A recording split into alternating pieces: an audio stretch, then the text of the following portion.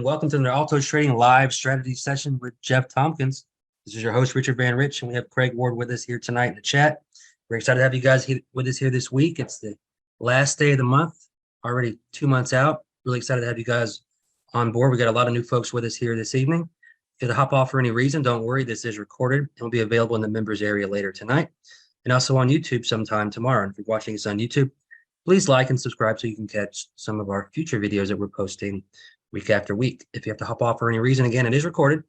If you have any questions, there's a chat box located at the bottom of your screen or a Q&A box. You can click on those and put in any questions there.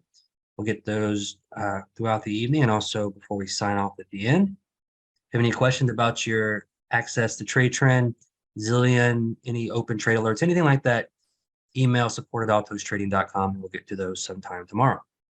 All right, with that being said, let me bring on the disclaimer here. Altos Trading LLC and Trade Trend Zillion software is intended to be used as an information service for subscribers, and it includes opinions as to buying, selling, and holding various stocks and other securities. However, the publishers of Altos Trading and Trade Trend Zillion software are not brokers or investment advisors and do not provide investment advice or recommendations directed to any particular subscriber or in view of the particular circumstances of any particular person. Altos Trading LLC, including its owners, do not accept responsibility for any decisions made by subscribers using the software and subscribers to the Trade Trend Zillion software or any other persons who buy, sell, or hold securities should do so with caution and consult with a broker or investment advisor before doing so. All right, with that being said, Jeff, you want to grab the screen? Got it. Hello, everybody. Sorry, I got distracted for a minute. There was like this dog like going nuts in my yard. I'm like, what's he doing? Sorry about that. Hopefully not tearing into the trash. He's like chasing a squirrel or something. He's like barking up on the house and the cat's going nuts downstairs. Anyways, how you doing? Wild animal problems. Great.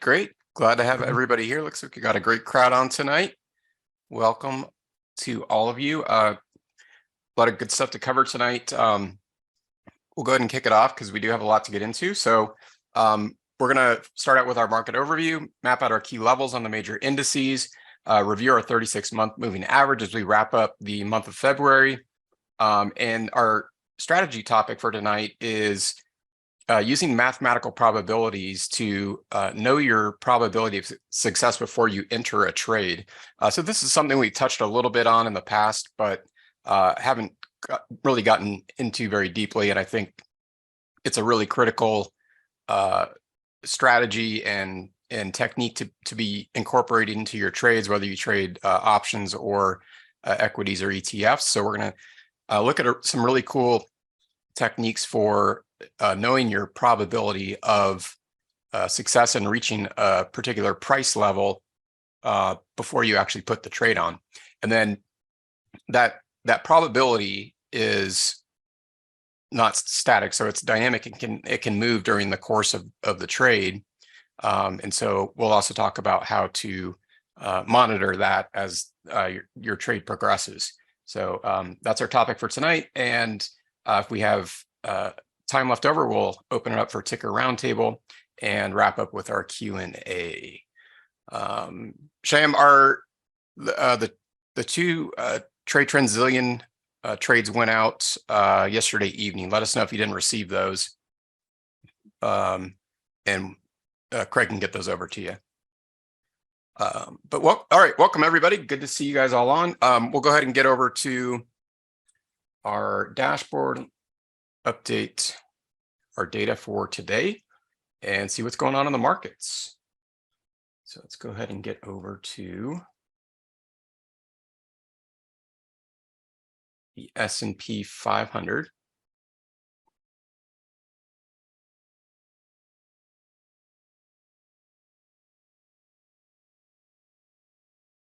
All right.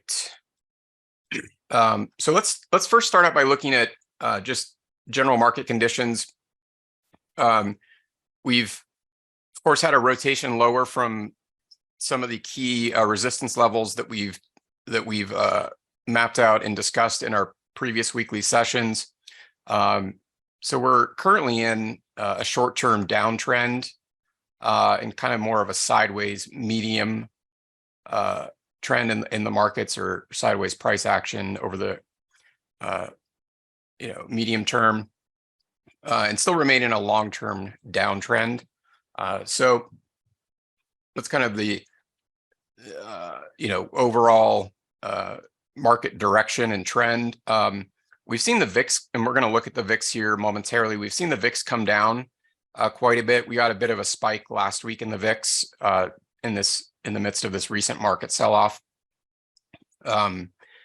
But we continue to see, VIX coming down, volatility subsiding a bit. Our trend is in the mid-range, so we're not really making, over the past week or so, any real strong directional movement. So on a near-term basis, we're not really technically bullish or bearish. And again, sort of in the middle range. But we do have, in our algorithms, we have more sell signals than we do buy. So we've seen those sell signals kind of pop up a bit more over the past few weeks. And so we're seeing that increase. You'll notice that in terms of sector performance, we have 3 underperforming sectors with only 1 slightly positive performing sector, which is industrials. But utilities, real estate, and healthcare are lagging sector performers currently. So those are ones, if we're trading within those sectors, would be ideal, bearish opportunities. Industrials really just being slightly overperforming is really kind of right there on the border, and probably not a sector we want to focus on for bullish opportunities at the moment, since it's really marginal. All right, so looking at the S&P, let's take a look at our key levels and what we're currently watching. And a couple of these have played out since we met on our last session. We had mapped these as resistance zones, and had alerted you guys to a little bit further back to really watch this 4,200 level as we moved up into this level of resistance, which ended up holding as a strong resistance. You can see from going back to 2022, where this level was quite significant. And we had this volatility expansion and run up in the markets in January and early February into that level, and then rotated lower from there. So that's a resistance century mark. Another one being 4,100. Another one I warned you guys about. If we break below, look for a move into 4,000. So that's now occurred since our last meeting. Okay, and you can see there that this was, of course, support, because we broke through and then ended up breaking back down to the downside and is now resistance. So these are currently our 2 key overhead resistance levels to watch on the S&Ps. If we, when we get a rebound, I expect we'll see either a price stall or a reversal back to the downside from these levels. And what's significant today, and has been over the past week or so, is this millennial market 4,000. So this is really an important one to watch, which is also a resistance level because price is trading below and closed today below 4,000. Is our closest proximity resistance level. And you'll see today, if it's a bit small, but we can zoom in on this and look. But we moved up into that 4,000 level. Let's see what the high today was. Just a few points below, 2.5 points below at 39.9750. So we, buyers pushed us right up into that 4,000 millennial mark, and then that obviously attracted selling activity, which caused a rotation lower and a close lower on the day today. So we've got 3 really significant, and again, 4,000 being the closest proximity to current price levels, resistance areas that we need to watch for, where price trades relative to these levels above or below. And as long as they hold, it increases the likelihood of a continuation of the rotation lower that we're currently seeing. As far as support, so now that we're below 4,000, 3,900, so another century mark will be an important one to watch for this week. As we, if we continue to rotate lower, and we've actually got a slingshot setting up here, I expect that if that continues, that we'll see the S&Ps move down into the 3,900 level. But this 3,900 level is also critical for more medium-term market sentiment. So if we break 3,900, it's going to open the floodgates really, and increase the likelihood that we start moving down into some of these lower levels of support, which likely won't be tested this week, but 3,800 century mark there, and then half century mark around 3,750 are going to be key support levels in more of the medium term. So those are our key S&P levels in terms of support and resistance, static support and resistance for our horizontal levels. The other thing I want to point out here is we've got a volatility expansion. So we had volatility contraction here, where we had the run up in the S&P and our outer volatility bands converging. And of course, volatility contractions are always followed by volatility expansions. And in the case of this volatility expansion, S&Ps are trailing the lower 2 standard deviation band as they diverge. So that's a warning sign of a potential continuation of a sell-off. Also, what's occurred is our previously uptrending center band has rotated and turned over to the downside at the time that we're getting the volatility expansion and prices trailing the lower band. So this is again what we call a slingshot setup. All right. And so when we look at these kind of the confluence of the key resistance levels that we're trading below, the volatility expansion and price trailing the lower band, and the average prices rolling over to the downside, near term, it's looking bearish. So we want to keep an eye on this. And what I'm really looking at right now, because we've come down and traded below a 2 standard deviation move from the mean over the course of several days last week, got a little bit of a bounce, but we're still getting bearish closes off the open. So I'm looking to see if we come back down into the lower band, which we haven't done this week, obviously, yet. Monday and Tuesday, we had bearish closes, but we're still not quite at a 2 standard deviation move. So if price starts to touch this band, the lower bands, and move lower, then the probability of hitting some of those lower support levels we just mapped increases dramatically. All right, so those are our key levels on S&Ps. Let's take a look at the tech sector, the NASDAQ 100 ETFQs. Okay, let me zoom out a bit.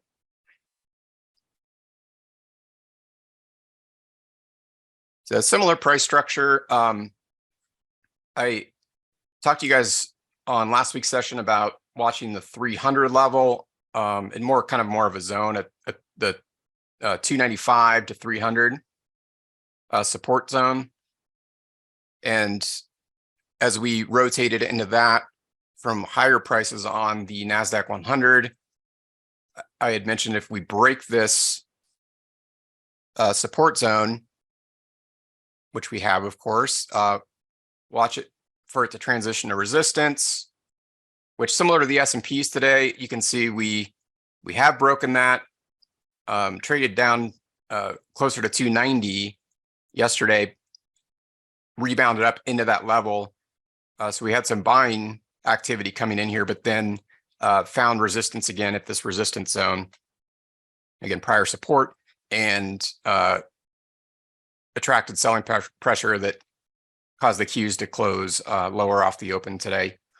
So again, similar to the S&P, I'm looking because we have a slingshot from prior volatility contraction and an uptrend into volatility expansion, diverging outer bands.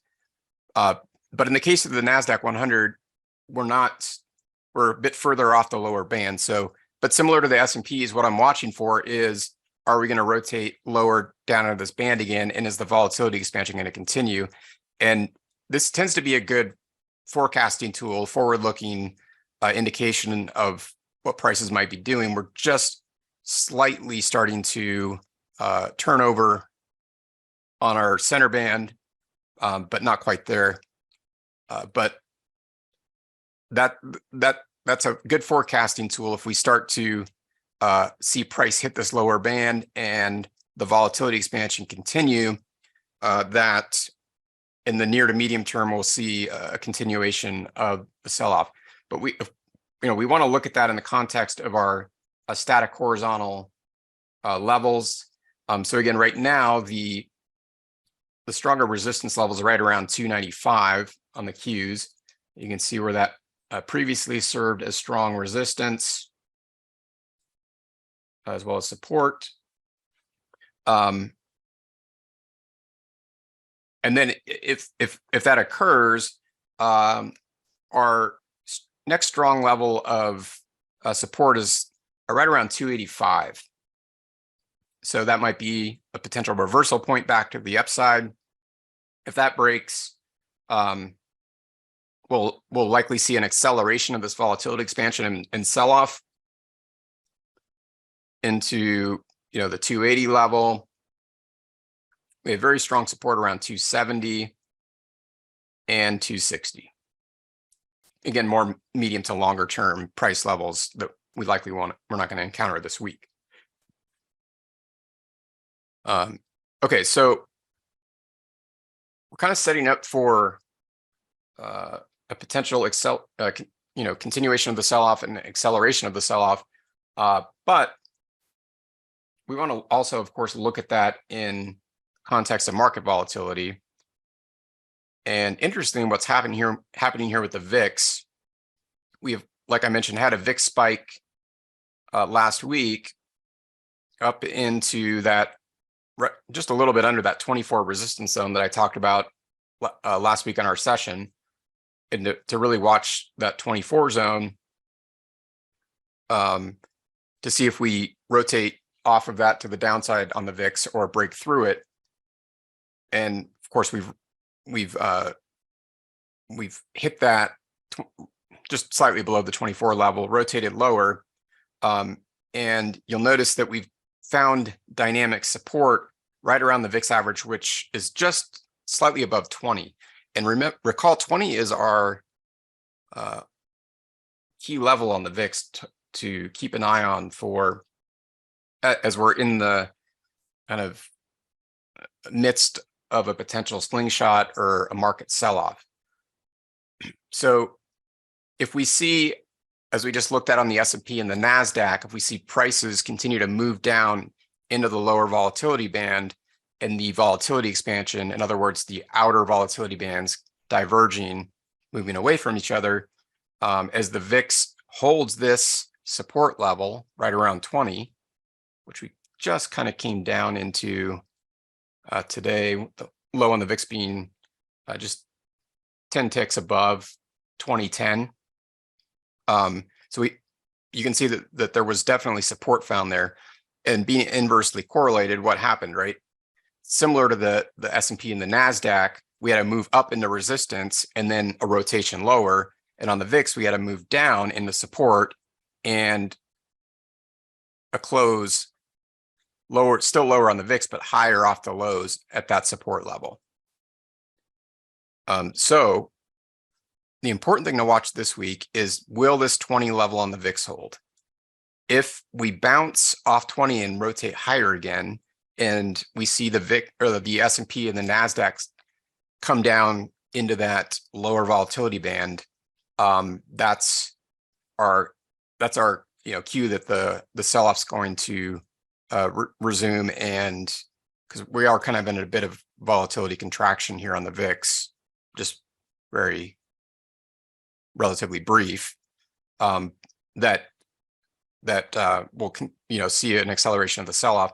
The other possibility is if the VIX comes down and we get a close below 20, and we're really not at any significant support in the major indices. We're not on the S&P, the NASDAQ, the Russell. We're not at major support levels currently. We're rotating lower off major resistance levels. So it's more likely what I'm expecting is another VIX spike and a rotation lower on the indices. But since it's not a guarantee, we want to watch this 20 level. If VIX does come down and close below 20 and rotate lower, then we're going to want to watch those resistance levels we just mapped out on the major indices and see whether they're able to break to the upside. And then that would be our cue that this current downturn in the market is likely reversing back to the upside. All right, so those are our key levels and how they relate to volatility in the VIX. So I'll pause there for questions, and then we can get into our topic for tonight. Let's see. Do you see anything in the near term as far as, I think this week there's some news coming out in next week as well. Do you notice anything in the near term that is going to cause a jolt of volatility? Yeah, as far as catalysts, yeah. So we can take a look at the let's take a look at current potential market moving events on the horizon. Just get the appropriate screen up here.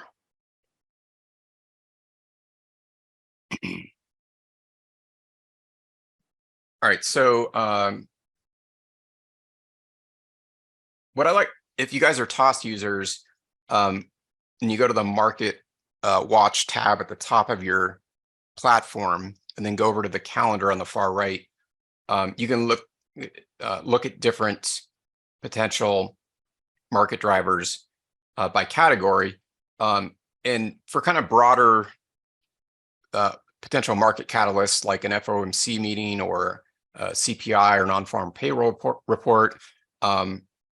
I like to deselect all. So this will be more like broader market moving catalysts versus like a company specific catalyst like an earnings report, which you can also look for.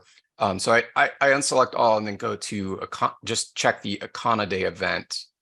And if you're not a TOS user, likely your broker platform has an economic event calendar within the platform. If not, you can find them online fairly easily.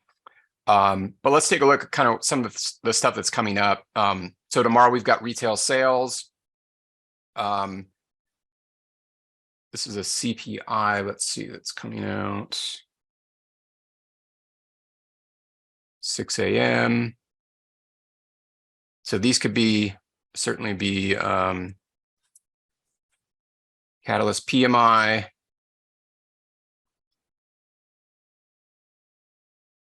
We got jobless claims on Thursday. That's one to keep an eye on. And then first Friday is going to be non-farm payroll, first Friday of the month. So that'll be on this Friday, March 3rd. As one to keep an eye on as well. That balance sheet, I don't think will be a big market mover. Unemployment rate. So those are kind of going to be the key ones to watch for this week. So we do have a few things on the horizon that could move markets. So again, as those are released and markets react, we want to look how they react around those key levels. Oh, thanks for the reminder. Yeah, 36 month. I got to go back to that. Let's go over to.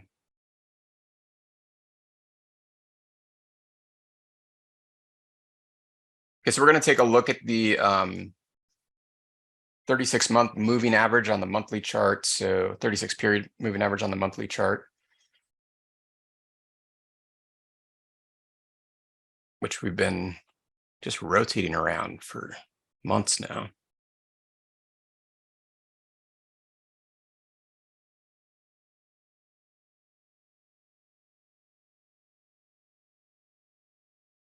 Not change.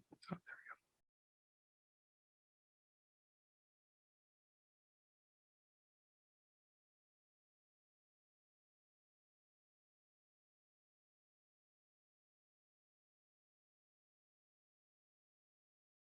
All right, so in January, of course, we had a strong January, which in terms of seasonality, Januaries tend to be very strong.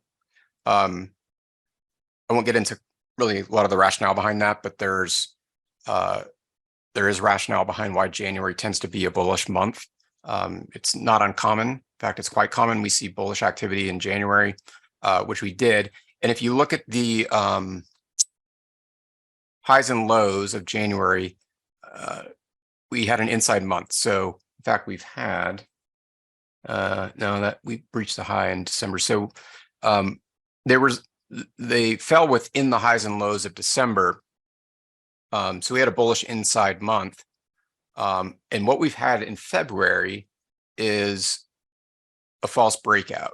So while this was a bullish month, it was likely more related to seasonality, the buying effect that we tend to see in January. But what's happened this month is we, of course, broke out of that inside candle up into that 4,200 resistance level that I've been warning you about and emphasizing to keep an eye on if and when we reach that level, which we have, and we've rotated lower. And so we're moving back into dynamic support on the 36 period moving average, which also coincides with a static horizontal century mark right around 3,900. So the 36 month moving average is right at 3909.65. So just slightly above that static 3,900 horizontal support level.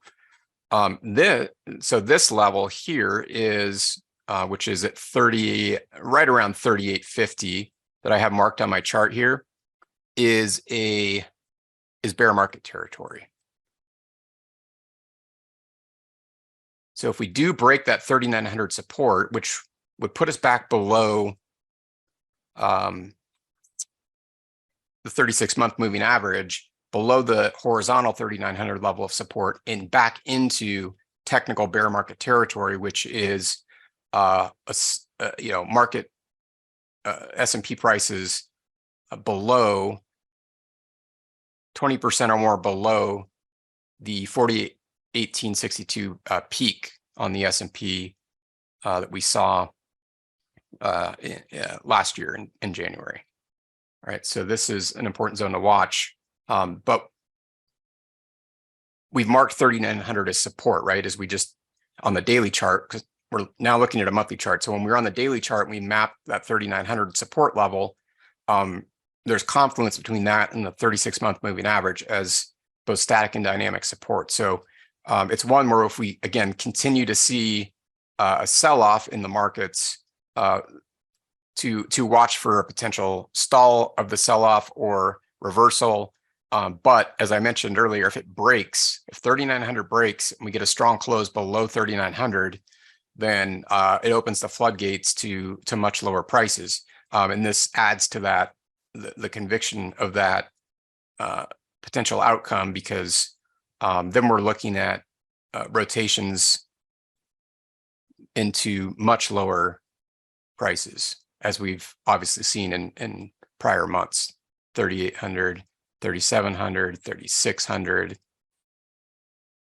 So we'll revisit that if it happens. But for now, really keep a close eye. I mean, this is the last day of the month, right? So we're not going to likely close below the 36-month moving average in February, but now it's looking like a more realistic possibility for March. So as we move into March and start the month out tomorrow, really keep an eye on 3,900, right around that level. Thanks for the reminder there. Sorry, I forgot to cover that. So any other questions? Yeah, we got a lot of new folks on, and a couple questions came in. Daniel asked the significance of using this 36 monthly moving average. I know you've covered it in past sessions, but maybe for some of the new folks, kind of Yeah. explain. If you're new to our sessions, please do review our YouTube channel, where we have all of our previous weekly Tuesday night sessions posted there.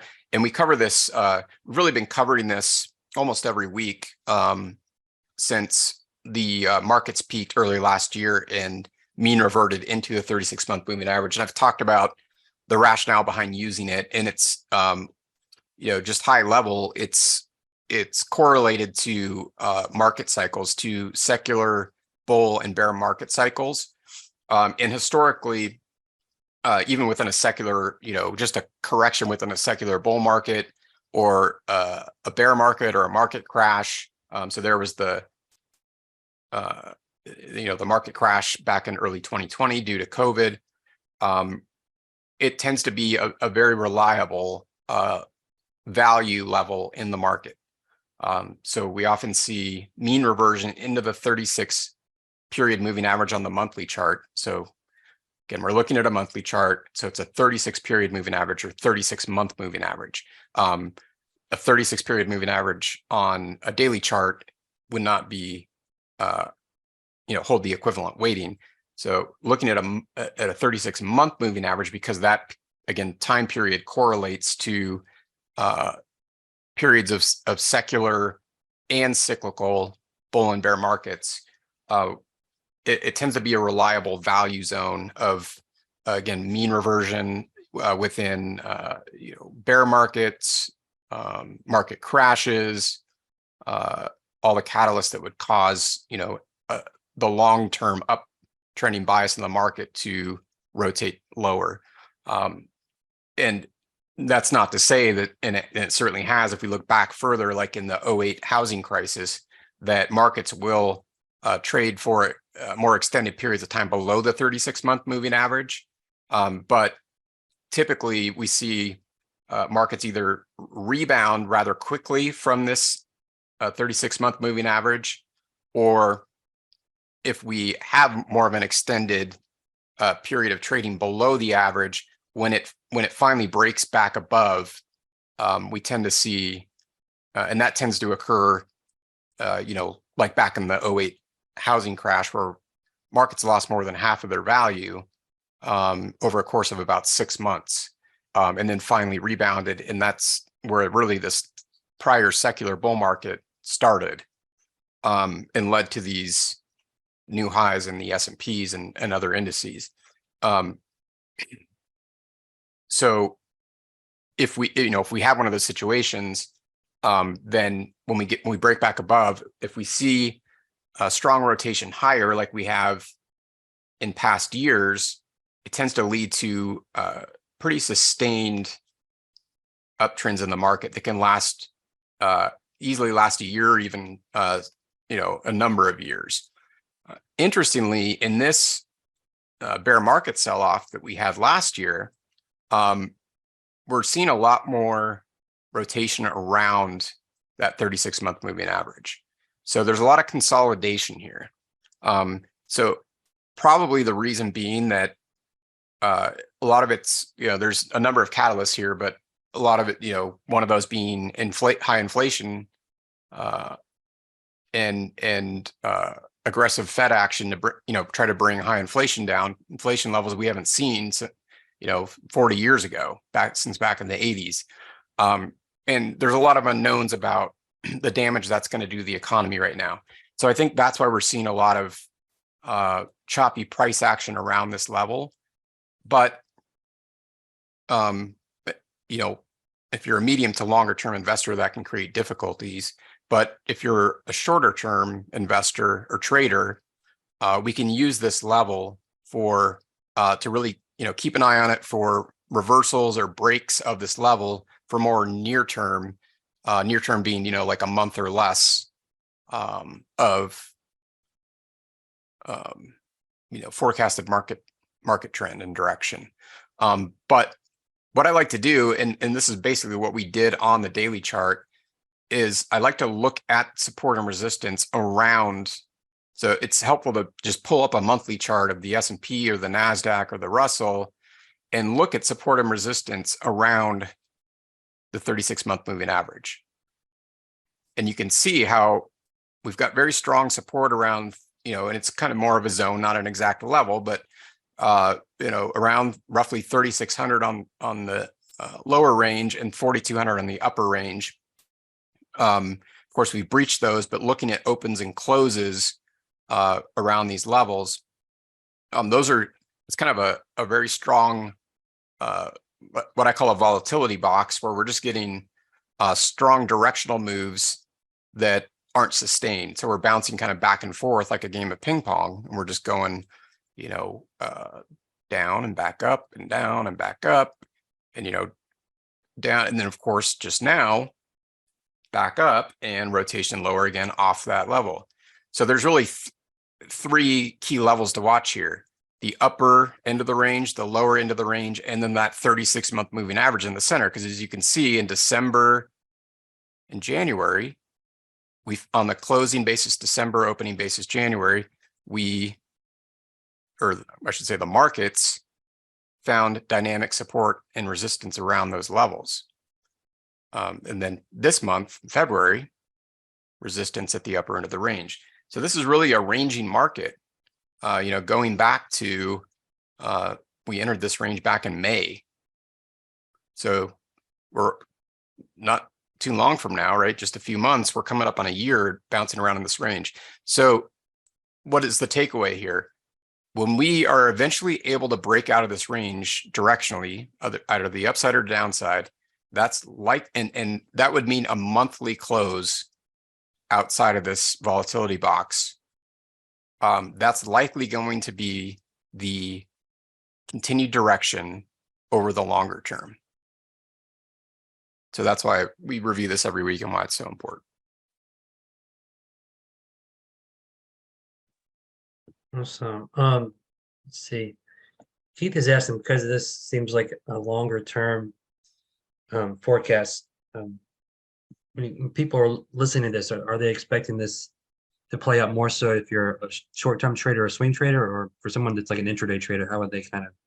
Yeah, even though we're looking at a monthly chart here, even if you're an intraday trader, it's important information to have, like, because you could, as we just talked about, we could encounter this easily, this 3,900 level. In fact, let's take a look this week. Right, so it's only Tuesday, but if we look at the S&P options and we go out to Friday's expiration and we look at the 3,900 strike right here, we have almost a 36% chance of touching that price level. It's actually a good segue in our topic tonight, by Friday. So more than likely, we're not going to reach that level, but I believe that percentage is probably higher than what mathematical probabilities forecast, due to the price being below the level, those resistance levels we just looked at. So even if you're intraday trading, these levels are critical to watch. And whenever I trade off of a time frame, a chart, I always look at the higher time frames. So if I'm trading off a daily chart, I'm going to be looking at weekly and monthly charts as well. and even intraday trading, I'll be looking at, daily, weekly, and even monthly charts and they won't always be in play. Those levels may not be in play, but currently they are. So yeah, they're definitely important to watch for short-term trading as well. All right, so all the questions I got. Okay, cool. So well, again, good segue into tonight's topic. So when we get into a trade, whether it's an options trade, an equities trade, an ETF trade, or a futures trade, any asset that's optionable has very valuable information in terms of our trade planning, our profit taking levels that most people don't use, but should be incorporated, I believe, in addition to not just mapping the key levels on the chart, knowing where there's confluence between static and dynamic support and resistance. But what are the mathematical probabilities of reaching a level? And in past weeks, we've looked a lot at, especially in the context of like options trading, at the probability of an option contract, in other words, a particular strike price expiring out of the money. So these all have critical, pieces of information that we can use in our trade planning and our trade management. But like probability out of the money, if we're selling options, like if we're selling a put or maybe a credit spread, that would be really crucial information to have, right? If I'm going to sell an options contract at a particular strike, what are my odds that the underlying asset is going to either close above or below that strike at expiration? So we can look at probability out of the money or probability in the money, right? Maybe if I'm doing a debit spread, I want to, and I want there to be, intrinsic value behind that spread. By the time I reach expiration, I'd want to know what are the chances the asset's going to be trading past that strike price by expiration. And that can give me a good clue of what my chances of success are. And I think the beauty of this is that when we incorporate our key levels, our static and dynamic support and resistance using the Bollinger Bands and the horizontal support and resistance levels, we can greatly stack the odds in our favor beyond what the options math models tell us they should be.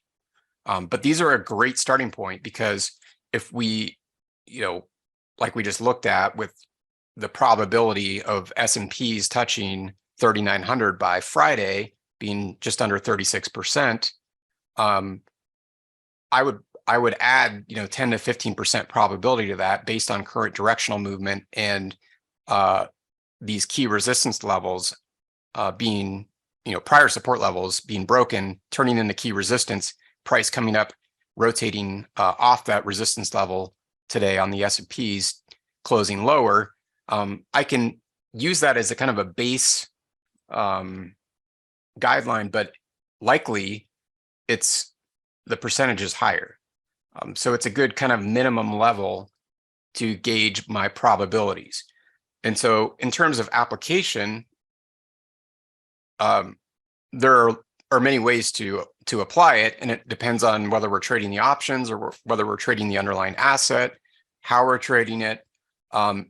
But typically, and to keep it simple, for today, most of us, when we enter a trade, we have a profit target or a level that when we're setting the trade up, expecting that stock or that ETF or that futures contract to reach within a certain period of time. And there's a really valuable metric within the options mathematical models that give us those actual percentages. And it's called probability of touching, which, let's see if I can expand. It's this column here. It's kind of cut off because I've got so many columns in my options chain. But this is an options chain. And so we can look at probability of touching a certain price by a certain future date and time by just using an options chain. So even if you're not trading options, let's say you're buying a stock. Let's actually just pull up an options chain of Apple. And let's say, I haven't done any technical analysis, chart analysis, right? But let's just say I'm bullish on Apple and I want to buy shares of the stock, and I want, I'm planning my trade out. I want to look for future profit target levels. And what are my odds of success? What are my, if I'm buying shares, I want the stock to go up, but how do I know, what the likelihood of it going up to a certain price is by a certain date?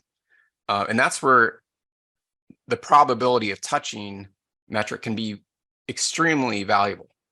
It's actually not all that complex of a calculation. It's closely correlated to probability of in the money and out of the money, and I'll explain that. If your broker platform, your options chain doesn't provide probability of touching, I can show you how to get that.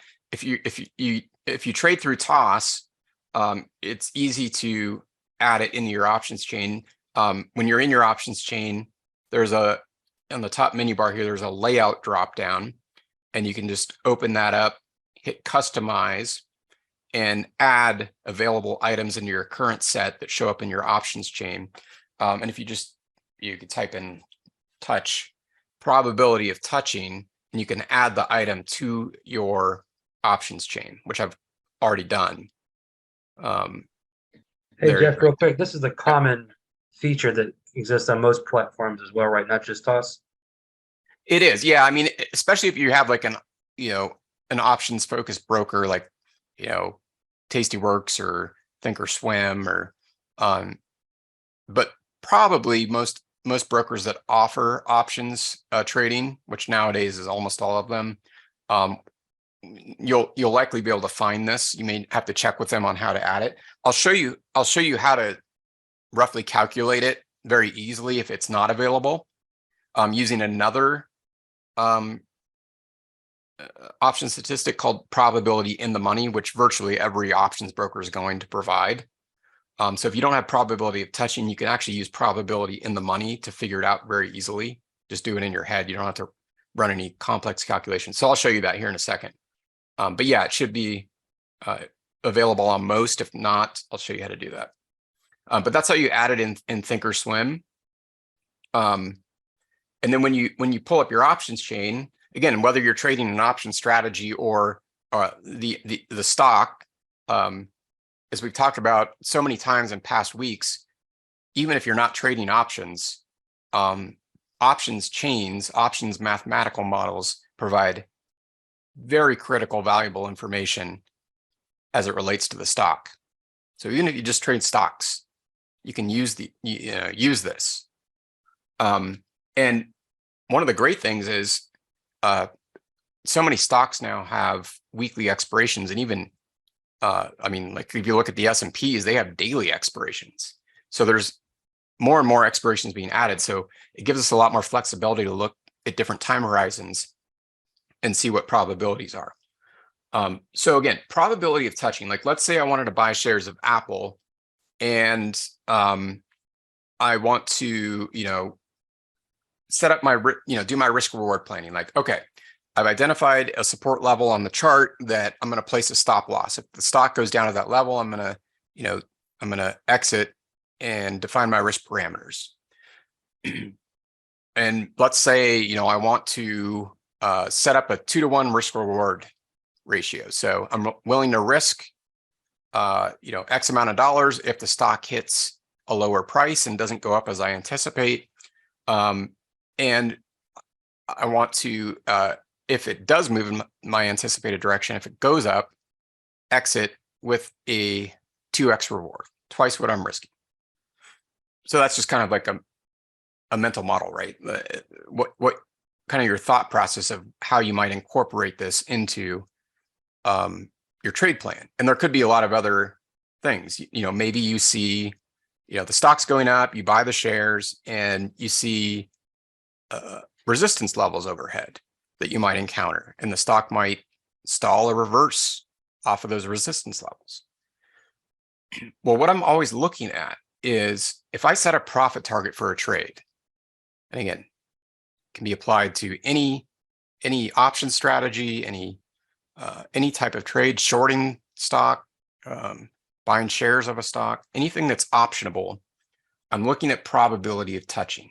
So if I set a profit target at a certain price, what is the chance the stock is going to, touch that price by a certain future date and time?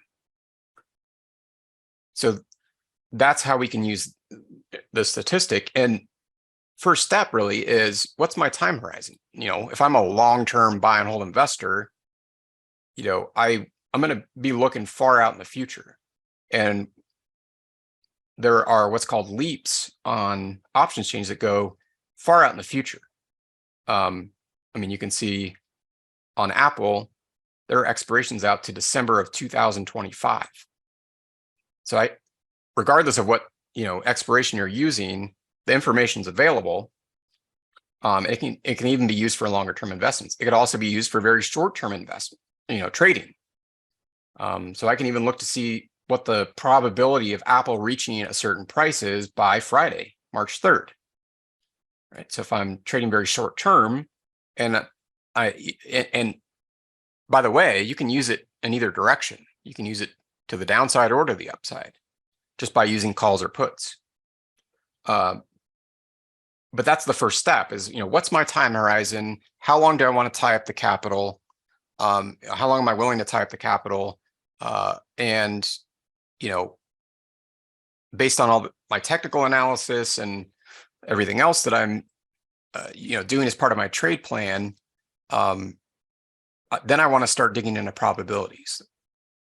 What are my chances? And again, as I mentioned, I think when we use the other analysis that we cover on our weekly sessions, the static and dynamic support and resistance levels, the trade trend signals, the overall market, sentiment and direction, all these things that we talk about and really emphasize in terms of using a top-down approach, even if you're a short-term intraday trader, all boil down into giving us an edge, allowing us to even, to beat these probabilities and improve on them.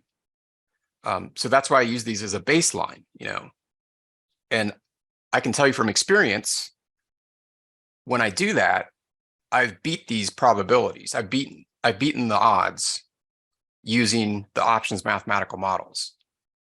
So that's how critical it is to use all of these things that we talk about in our sessions, because from real world, real money experience, I've far beaten these odds, often by 10, 15, even 20%. But they're a good baseline minimum that gives me kind of a baseline to know, what's at least in a bad case scenario, what are my probabilities? So probability of touching, again, if we set a profit target level, we buy shares of Apple, and let's say we just want to hold the stock short term through March 17th expiration. So that's the monthly expiration, third Friday of March, 17 days from now. And currently the stock on the close today is 147.41. And let's say that I've done my technical analysis. I expect the stock to go up. I bought shares, and I want to hold the stock and set a profit target level at, let's say, 150. The stock hits 150. I'm going to pick up my roughly $2.60 per share of profit and get out and move on to another opportunity. Well, before I go ahead and hit the pull the trigger and execute the trade, this is where I want to look at probabilities. So if I were bullish and I was buying the stock and I set a profit target at 150, I want to look at the call side of the options chain. Now, if I were bearish, maybe I was doing a bearish option strategy or even shorting the stock, I'd be using the put side of the options chain. And now what I want to look for is probability of touching. Okay, so that's right here in this column. Okay. And mathematical options models tell me that between now and March 17th, Apple has a 74% chance of reaching 150.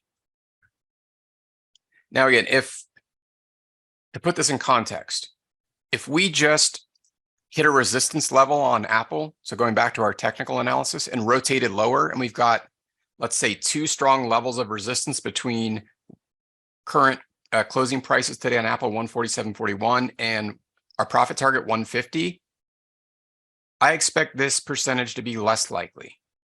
If we just broke through a resistance level, which I now anticipate will become support, and the stock is moving higher, and again, breaking through resistance, and we don't have any other overhead levels of resistance between current price levels and our profit target level at 150, then I expect this is probably more like an 80-85% chance, but it's just a good guide.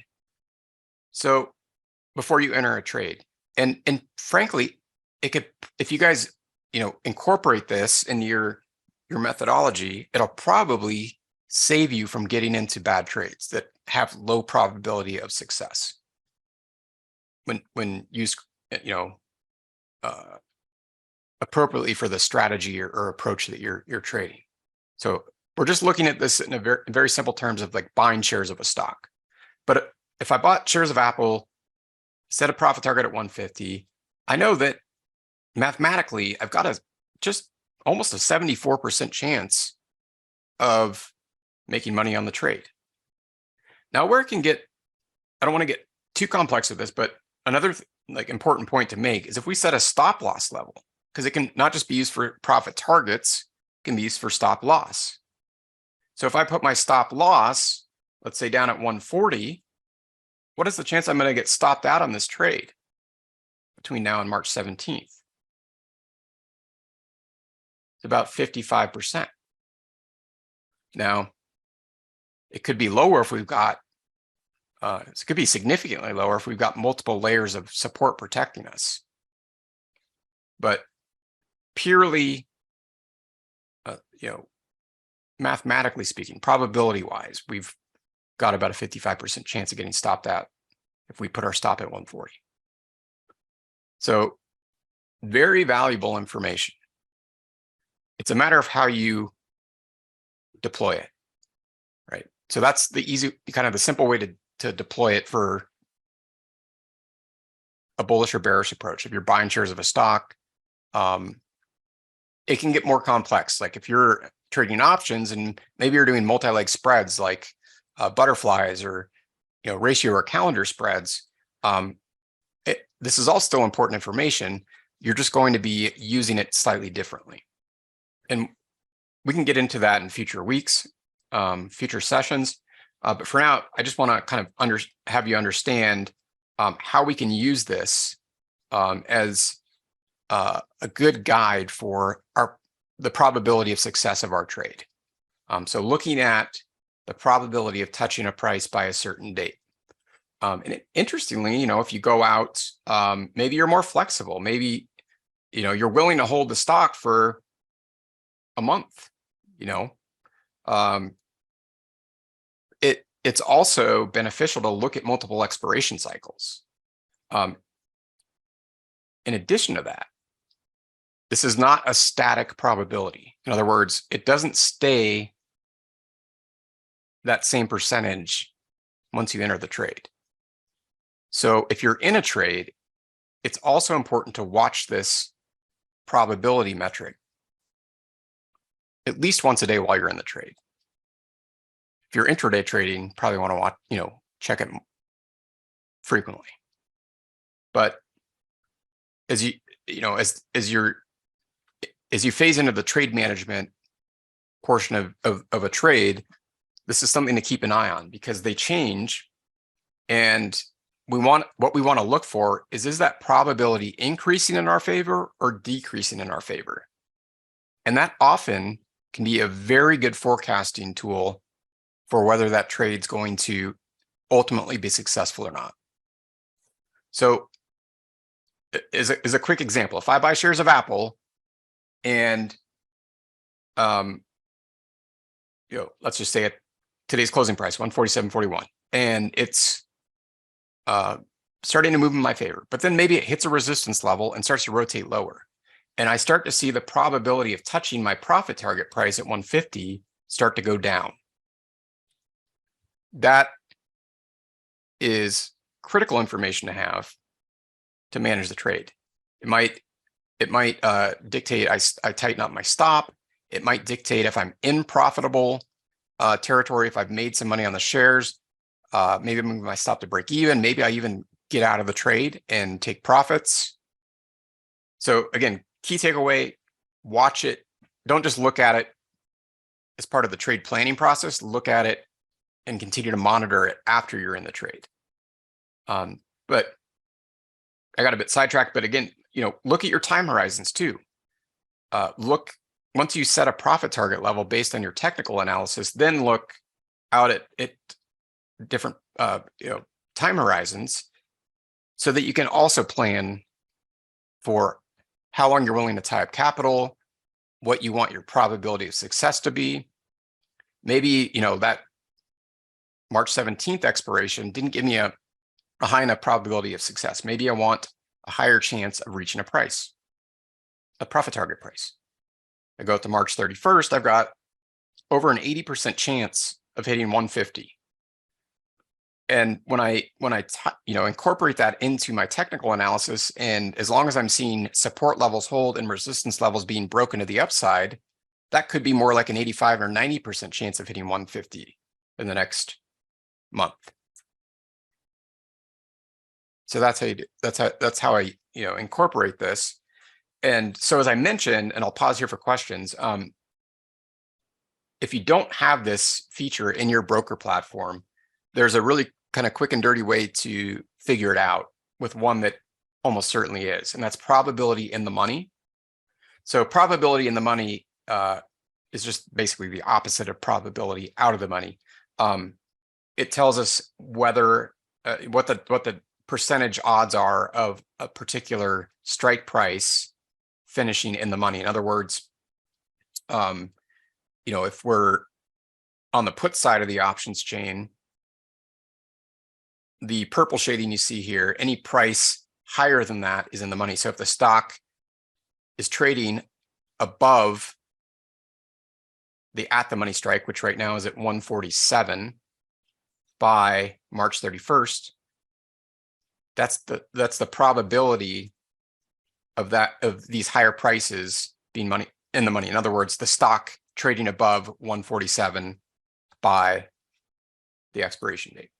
On the call side of the options chain, it's the probability of the price, of the underlying stock trading below. Right? So these are out of the money, these are in the money. So if the stock trades lower, the probability of the stock trading at 133 or less,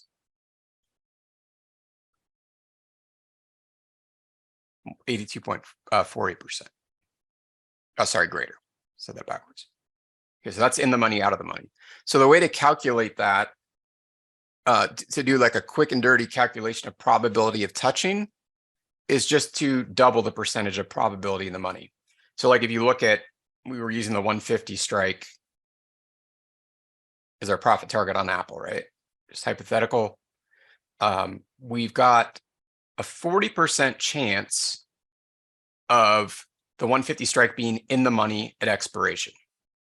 In other words, we have a 40% chance of Apple trading above 150 on March 31st. Okay. Now, what happens if we just double that, 40%? It's going to be about 80%. Well, look what our probability of touching is, about 80%. Let's go to the 170 strike. Probability of that strike being in the money is only 2.32%. In other words, there's only a little bit more than a 2% chance Apple is going to trade above 170 by March 31st. We double that, 4.63%. So it's a pretty close estimate. If you just double the probability in the money, it's going to give you the probability of touching if your broker platform doesn't offer that. So that's the little trick to do if you don't have probability of touching on your options chain or your broker platform. All right, so I hope you guys found that useful. It really is something I use it for every trade.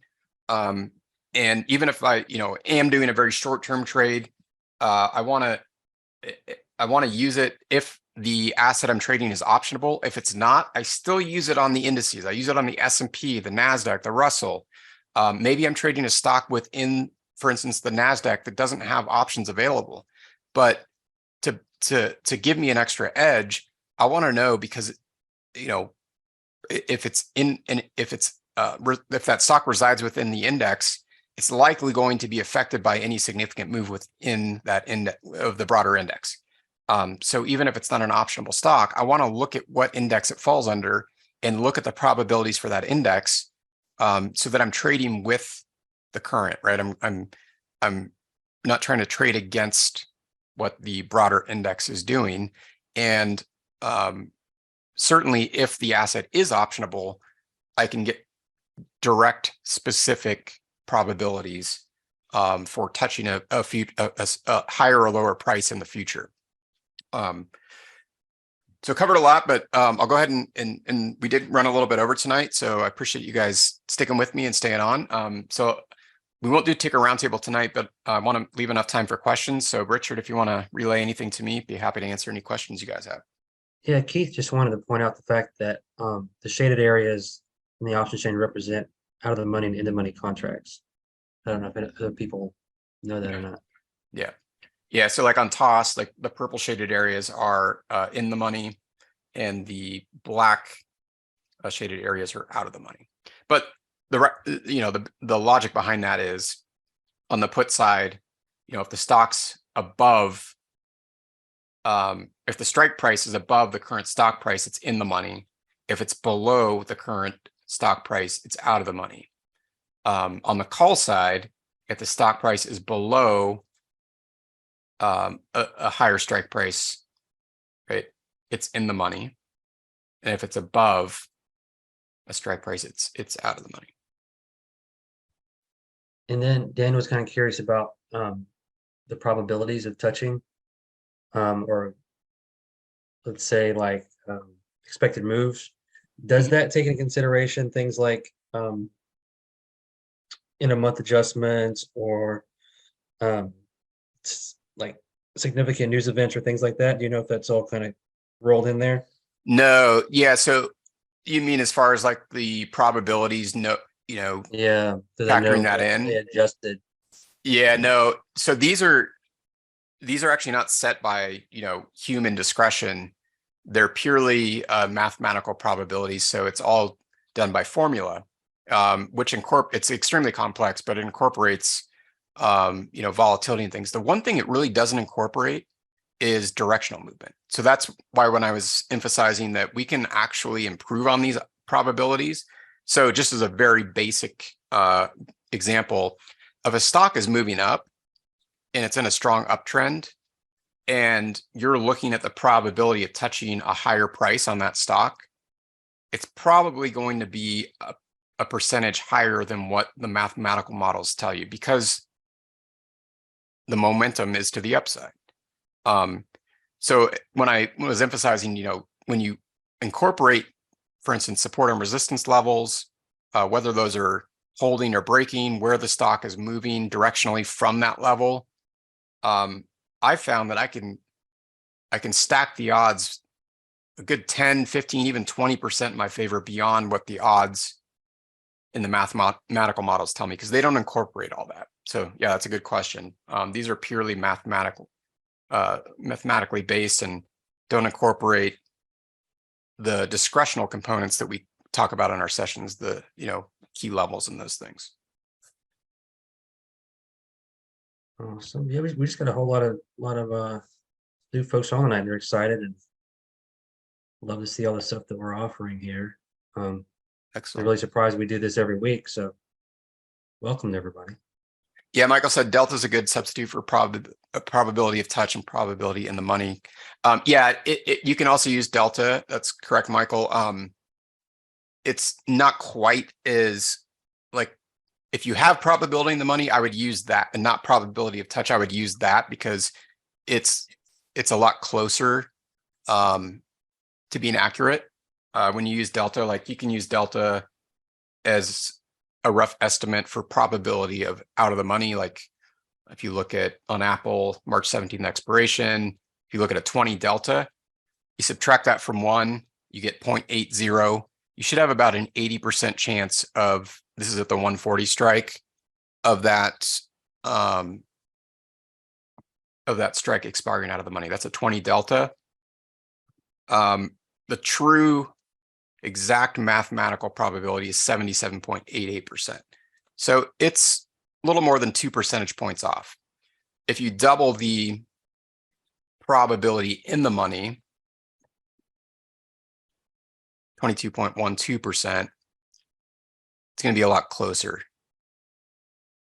So it's almost always within a half percentage point or a percentage point.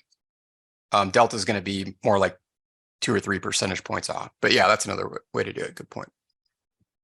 I got a question from Shyam. He's a new Zillion lifetime member. And this may be like another session, but he's interested in doing like 0 days expiration trades, selling like SPX trades. Is there any way that he can kind of frame that around what you're teaching today as far as probabilities? Or Yeah, too well, depth, man? one thing else, like if you're talking about options trading, there's a lot of 0 day expiration risk. So that's a hard game to win. What I would suggest is watching so like if you're on the SPX,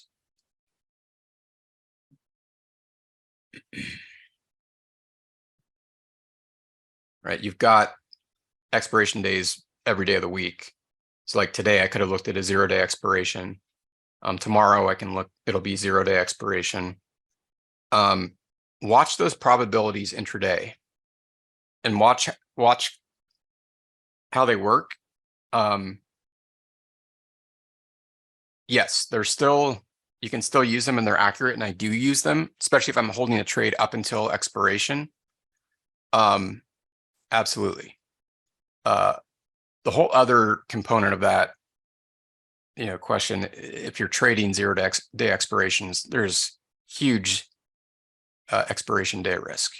And we don't have time to get into it, but a lot of it's due to market maker hedging.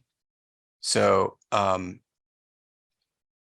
lot of what drives options pricing and even underlying stock movement results from market maker hedging, because they're always having to stay delta neutral.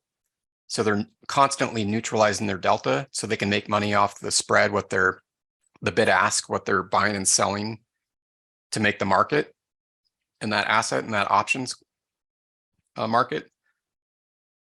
And that becomes more difficult to trade as a retail investor the closer you get to expiration. So it results in higher risk to the retail trader the closer you get to expiration.